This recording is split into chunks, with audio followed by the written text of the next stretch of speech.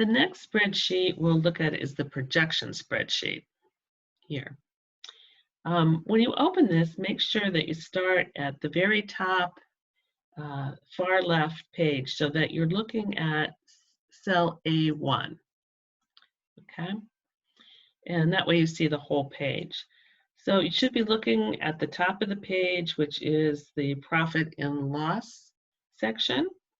And if you scroll down, you'll see the following sections. You'll see profit and loss, and scrolling down, you see cash flow, and then the break-even sales, the personal living, and then the benefits analysis section.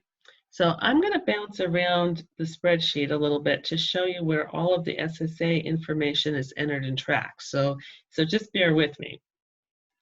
Most of the SSA information used in the benefits analysis comes from the data that you entered into the SSA info spreadsheet in that earlier tab we looked at. However, there is some additional information that must be entered into this projection spreadsheet as well. All of this data entry occurs in the SSDI section of the benefits analysis. So to find this, just scroll down your spreadsheet until you come to cells 117 to 124. And this is the SSDI information section in the benefits analysis section. So cells where you can enter data are highlighted in yellow, the same way they were on the financial sections of the spreadsheet. Row 119, total hours worked per month, must be completed for all business owners, regardless of whether they receive an SSDI benefit or not.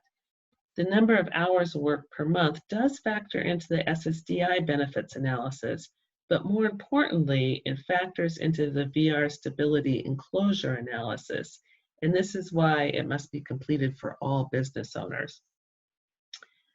Okay, so Ashley is launching her business in April of 2020, and she'll be providing childcare in a room she is renting from the YMCA. Initially, she plans to work for about 2.5 hours a day from 8:45 to 11:15, which she found from her market research is when most working moms are at the YMCA.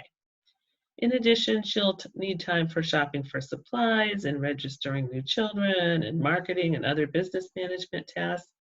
So she projects that she'll work about 76 hours a month. So I'm going to add that in row 119, that she's working 76 hours a month.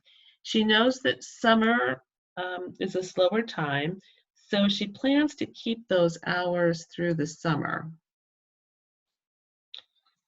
But once September hits, she'll add afternoon hours, so her total hours will increase to 120 hours per month. And so I can add that here as well. I can also continue that. You'll see I've continued that in year 2. The remaining highlighted rows, unpaid help, unincurred business expenses, and IRWI track the SSDI work incentives. So data will be entered here if the prospective business owner and team members have identified amounts for these work incentives. Most business owners will likely be receiving unpaid help, and anyone receiving initial funding from VR may potentially have at least some unincurred business expenses. So figures should appear in these rows in most cases.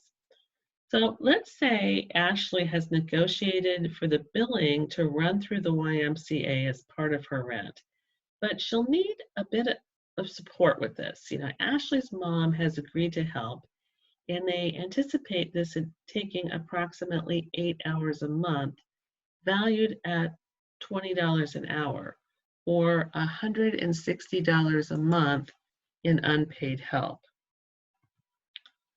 And so I enter that into row 20, just like that. Okay, She doesn't have any unincurred business expenses at this point or IRWAs. So that's what it would look like for Ashley.